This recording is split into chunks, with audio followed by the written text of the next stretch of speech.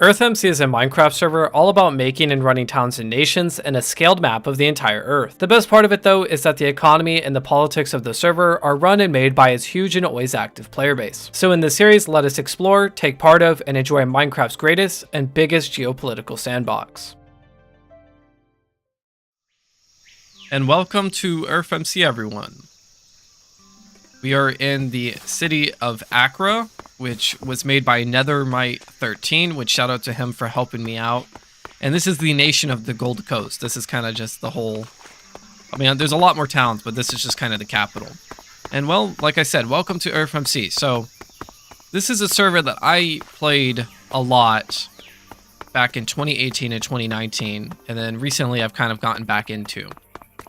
And I think, you know what, I was like, you know, I'm going to stream this because I think this is going to be a great idea to kind of build this up. So really, EarthMC, I guess, like I said in the introduction, is just a server about doing kind of whatever you want on like a scaled map of the Earth, right? If you want to be a conqueror, you can be a conqueror. If you want to be an arms dealer, you can be an arms dealer. If you want to be a builder, you can be a builder. If you want to be a peacemaker, you can be a peacemaker. It's just all about what you want to do. And whatever you want to build within like your own towns and nations or whatever. Do whatever you want, but you really got to build a town first. You know, you have to make a town, or you can be a part of town and do whatever you want inside of a town. What our goal is we're going to make a town and it's going to be awesome. And if I pull up the map here, you can see that we are in Dahomey right now, or Ghana, around that area. And then my plan is I want to go to Tanzania. And there's a lot of reason why I want to go there, but I kind of just want to build a town there and kind of see what's up over there, and then maybe we can go do something bigger from there. But yeah, so my plan is we're going to cross the Congo and all that, and then we're going to go there. And as you can see, the map is absolutely massive. I mean, it is a scaled map of the Earth, and as you can see, there's nations everywhere. And I guess that's kind of like a bad thing because, you know, you have to like deal with like all these other nations, but there's limitless potential on what you can do in this game, right? I guess, you know, let's just go back and let's do it.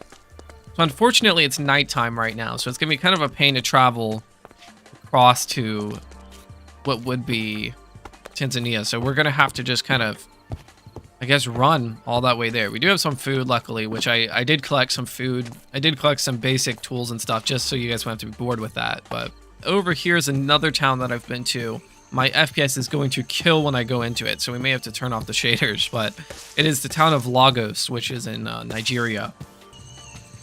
So they have a huge town market right here, like absolutely massive. There's everything you can imagine. And okay, don't look over there on the left, but like we have all this stuff. I mean, look at this. And they got like, oh my god, dude, they got everything here. Even they got the alphabet, and then it goes even more upstairs. If I zoom in, you can see that they're selling tons of stuff up there. Really incredible. Thanks, Alato.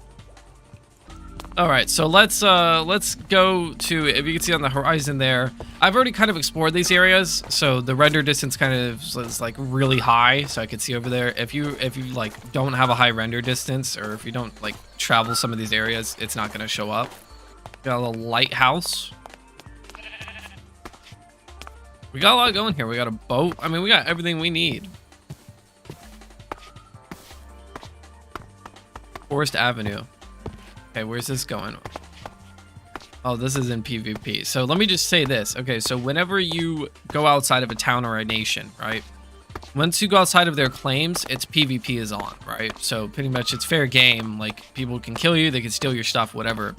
So like when there's battles or whatever, when there's wars, like people will kill people for being in it. They'll usually fight in the wilderness instead of fighting in towns because other people could be there or whatever. Sometimes they turn PvP on in towns for like if something's really serious, but it just depends. Also, yeah, we got some dynamic lighting going on here. So we're approaching Cameroon, like the Cameroon-Nigerian border, which these nations don't actually, I mean, some of these nations do exist in game, but like when I say like, oh, we're nearing this place in real life, or like this country in real life that you hear, it doesn't mean it's always in game. Like as we go on in the series, I'll probably say, oh yeah, we're approaching this country in game.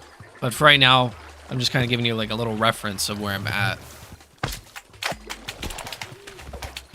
Wow, I just killed those guys all in like one fell swoop. I don't know how much slime balls are worth on the server. I mean, everything has a price on the server pretty much. There's someone willing to buy anything. including people. Yeah, you can sell people on the server if you really would want to. Maybe we should do that. Maybe we should turn that into a video where we just sell people. I mean, my name is Dahomey, For anyone who knows historical facts, you'll know right away about Dahomey. This is a cool place. It's called Calabar, which I don't know if I'm pronouncing that right either. Oh, I thought that was like a bear or something. I mean, it is a bear technically. I don't know. This is a cool place. I like the architecture. Very Victorian looking, I would say. Whoa! Why is this in the middle of, like, Cameroon? That is humongous. Oh my god. Holy. This is impressive. This is incredibly impressive. How do I get out of here, though? I want to try to get to the... Oh my god, it's got, like, a fully done interior. Okay, let's go out the way we came, but... This is incredible, man. I was about to like say, hey guys, let's cut because we need to like, run until it turns the end of night. But then I come across like this, which I mean, look at this. Oh my god. And it's just in the middle of Cameroon. Wow. Oh my god, dude. So shouts out to whoever made Cameroon. I think if you do Cameroon, I think you who made it. Okay, so the person who made it is Mikey Dubois. So shout out to Mikey Dubois for making that, honestly. All right, well, like I said, I think I'm going to kind of cut to whenever I'm like to it turns day, because I don't want you guys to have to watch me explore through this like dense jungle in the middle of the night and like try to avoid mobs and stuff. It is becoming morning now. I started running on the trees because I did not want to get killed by a skeleton or anything like that. So we're going to just kind of make our way down. Right now we are like, I would say probably like we're on the Gabon. Is that how you pronounce it? I never knew. Is it Gabon or just Gabon? I don't think Gabon sounds right. But we're on the Gabon, Republic of the Congo border, and there is something chasing us, so it's not good. I really like just how dense the jungle is. The only problem I have are these pumpkins, which everyone has been saying was stupid for a while, and I completely agree. It doesn't make any sense for there to be like random pumpkins. I guess they're supposed to like represent kind of like a fruit or something like that, like maybe melons, which let me just grab this real quick. But I don't think it's really not the same. Yeah, out here it can get pretty scary because you don't know who's gonna be behind you or anything, Okay, we're approaching a city in the middle of the Congo, like dead in the middle of the Congo. What is this place called? Okay, oh yeah, Kinshasa. And then once we get there, we're pretty much halfway to Tanzania. God, dude, I hear like stuff rustling in the bushes or whatever, but I think that was just a parrot. And then I think right here is the Congo River, I believe. So cool. What the hell is that? Yeah, that's like my favorite part of the Congo River is just a giant stone structure.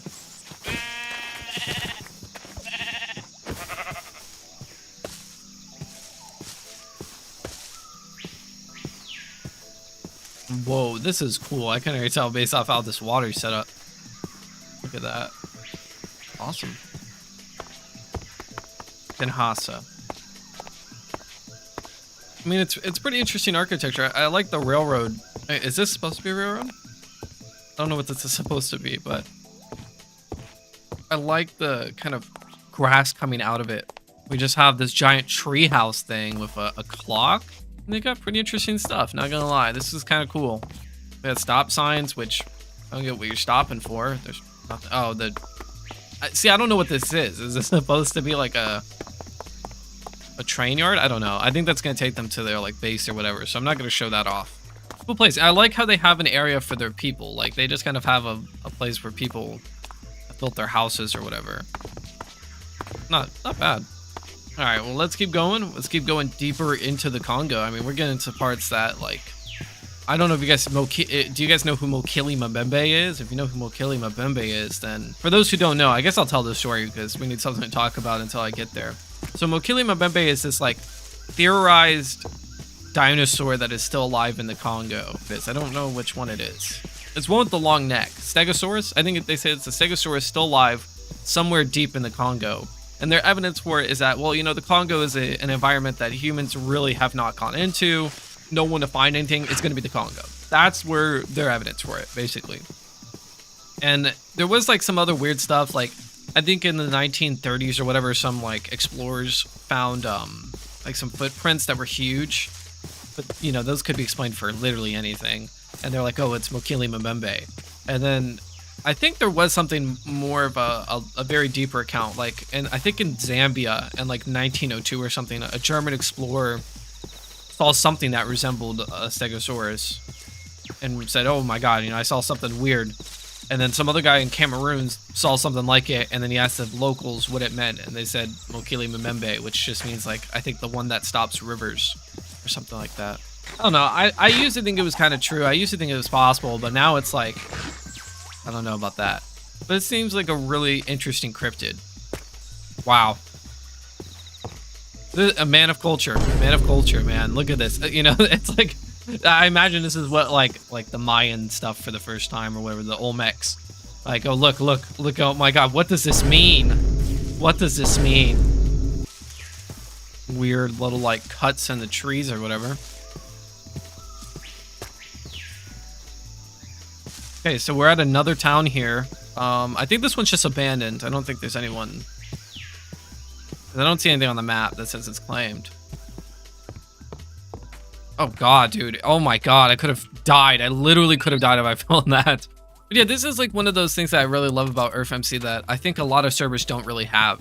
It's something that I think a lot of people like about like 2v2t is that you can find ruins. And these ruins are like, you know, obviously they're not as old as 2v2t. The server's been up for, I think, like 10 months now or something like that. But I just wonder, you know, what did this person think as they were making it, you know?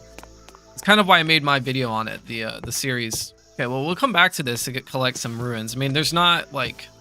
I guess there is some importance to keeping stuff up, but, you know, sometimes you gotta use it for your own needs, right? Alright, so we are at Lake Tanganyika. Should be right over these trees. I think it's actually right here. Oh man, we can reach in mountains. Or hills or something. Here we are. Yeah, so you can see where I'm at right now. I mean, there's a town not too far away, but yeah, there's a huge town here, which I'm going to check out. And then Tanzania, I guess. It's getting night again, unfortunately. Banana beaver. I want to settle in the desert portion of Tanzania. Like, not the desert. I don't know what that place, the arid part. I don't know the terrain of Tanzania in real life, but like that one part by Lake Uganda is where I want to sit. Just a random... You know, it's like I said, it's like these people have like huge ambitions or something, and it's like they're never actualized. They're just kind of there. I'm just very confused by what the plan was. All right, so yeah, this is what I'm talking about, like this area. I don't know what to describe this as. Like, I don't know, describe this as arid or what. I want to settle on the city. I think it's called Mwanza, something like that. Mwanza. That seems like a cool place, and it's right next to Rwanda, Uganda. I mean. We got, like, well, like, these are actual nations, as Rwanda, Uganda, whatever, but, oh, there's, like, someone die here? Okay. I mean, we got some extra tools or whatever. All right, well, let's just, I guess let's settle right here right now. Crafting table and whatever. We're doing some Minecrafting now. Put this here. And I guess we'll just start digging because we need to get 32 gold and then we can make a town. And then from there, it's like kind of like as much like gold as I can. And I want to try to start a town by the end of this episode so you guys can join with me on the next one. I'll just say, let's dig right here. Let's see. Let's just do a little like quick kind of thing. I've been mining for like probably an hour or two now. And I got a few gold and I got a few diamonds. I actually had to make a whole new diamond pick. It took that long. So yeah. My plan is this. I heard in Canada that they're selling like cheap tools or whatever. So I say, let's go to Canada. Let's go see what tools they have and then we'll come back. And the way we're going to do that is we're going to do just kind of like end spawn. You can do end spawn whatever nation you want to go to. Obviously, when I create my own town, I'm not going to be able to do this because it's tied to whatever nation you're in. So like my nation, Gold Coast, is like allied to Canada or whatever, so they can teleport to them. But when we start the town, yeah, we're not going to be able to teleport. We'll just be on our own until we build a nation, right? I don't really trust leaving my gold out, so we'll just cook some iron or something in the meantime. And we'll just do end spawn Canada, which is going to probably break my game. Okay, so they have some pickaxes here. They got Fortune, Silk Touch. Okay, I mean, these aren't bad. I guess let's just buy. I would like to buy 2 of those. Okay, so we got like pretty much god pickaxes now. You know, that's just how the economy runs. Okay, so the nearest country to near my base is Uganda. So we're gonna teleport to Uganda. Kampala. A nice tree. That's a nice looking tree. Okay, so now that we got our pickaxes, we're gonna head south and we're gonna mine some more. Your point is, so you want to get as many pickaxes as you can that will do as much like mining as you can, so you don't have to sit there and mine over and over and over and over again with like nothing, right? And like I said, there's people selling it cheap. So, you know, this is all part of the game, man. It's all part of the game. You know, if you guys ever watched The Wire, you know what I'm talking about. And also, oh my god, I really should have brought a boat. So we're gonna go back to mining. I'm probably gonna cut when I'm done mining, to be honest, because I don't want to have to keep going back and forth. I'm gonna make some armor real quick, actually. So I don't even have enough crap to make iron armor yet. So let's just go back to mining. I was mining and I found some kind of like underground. I guess some dude was building a base here, but I really need like good food. So I'm sorry, man. I feel bad. I don't know. I haven't seen anyone that was active here, so I don't know if he just kind of mined and was like, you know what, I can't find anything. I'm just gonna give up or what. But so I have finished mining and I've gotten enough gold. I've gotten 32 gold, which the rest is in here to make a town. And I got enough diamonds to kind of support myself in making armor and maybe to make some other tools and stuff. And so I don't know what to do. I could use the 32 gold to make my own town if I wanted to. I could kind of stash it and just kind of save it up while working for other nations and doing stuff for them, or, you know, what other, maybe another place in the world or something. Or I could double it and give it to the next person. So let me know what you guys think I should do. I have no idea what I should do, really, because I want it to be kind of like, I want you guys to be involved. So I don't want to go do my own thing and, you know, kind of work for other nations and kind of leave you guys behind. But I also think if I do that, I can let you guys a part of that. Like if I were to make something for another nation, I think you guys could be helping with that. I don't know. Let me know what you guys think. It's kind of a hard choice right now, but I'm just glad that we have the foundation done for the future of this series. Anyways, thank you so much for watching. Yeah, the IP for the server, pretty much everything you'll need is going to be in the description. Everything, and the Discord, which I highly recommend joining the Discord, because if I do create my own nation or a new town or whatever, I will make an announcement to create a new Discord just for that. So please, if you're interested, join that Discord, and all links will be available to do whatever you want. All right. Anyways, thank you so much for watching. Have a good day and goodbye.